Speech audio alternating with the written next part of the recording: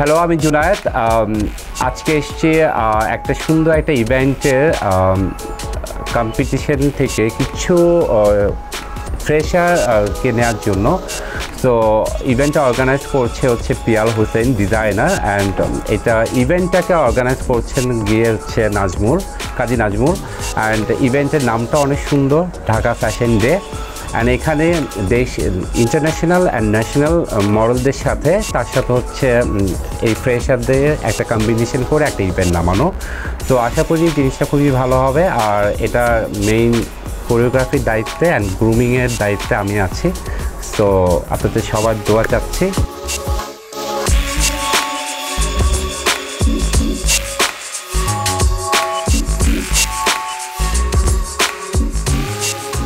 আসসালামু আলাইকুম, hello everyone, আমি অনিক রহমান অভি।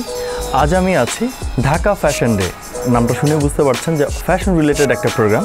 সো আমি আজকে আছি, আমাদের প্রচুর মডেল আজকে এসছে, সকাল থেকে অনেক মডেল এসছে, তাদের মধ্যে থেকে বেশ কয়েকজন মডেল আমরা সিলেক্ট করেছি। সো আই হোপ আমাদের এই সুন্দর প্রোগ্রামটা ইন্টারন্যাশনালি প্রেজেন্ট করবো আমরা, এবং দেশের বাইরে থেকে প্রচুর মডেল আসবেন, এখানে শোস্টপার আসবেন দেশের বাইরে থেকে। সো তাদের সাথে যেন তাল মেলাতে পারে, তাদের সাথে যেন স্টেপে সুন্দরভাবে স্টেপ নিতে পারে এই মডেলসগুলো, সেভাবে আমরা টেক কেয়ার করব। এবং এই সুন্দর প্রোগ্রামটার সাথে থাকতে পেরে ভালো লাগছে। সবাই দোয়া করবেন এই সুন্দর ইভেন্টটা যেন খুব সুন্দরভাবে কমপ্লিট হয়।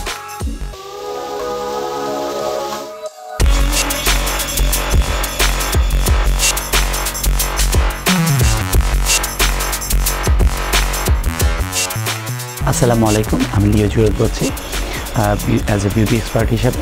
তো আমাদের ঢাকা ফ্যাশন ডে আমাদের একটা নতুনভাবে আমরা আমাদের যে ফ্যাশন উইক সেটা নিয়ে আমরা কাজ করছি।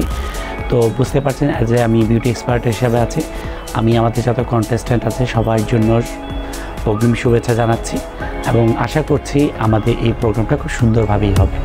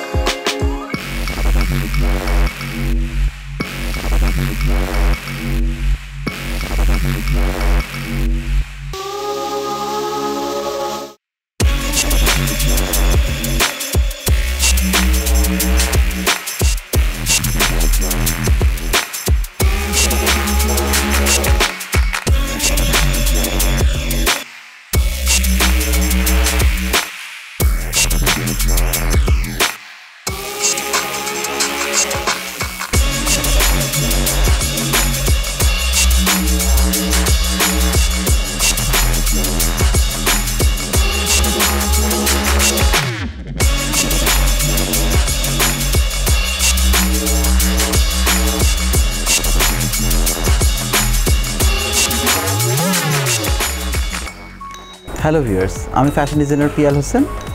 আমি একটা নতুন ইভেন্ট নিয়ে আবার কাজ শুরু করেছি। এই ইভেন্টটার নাম হচ্ছে ঢাকা ফ্যাশন ডে।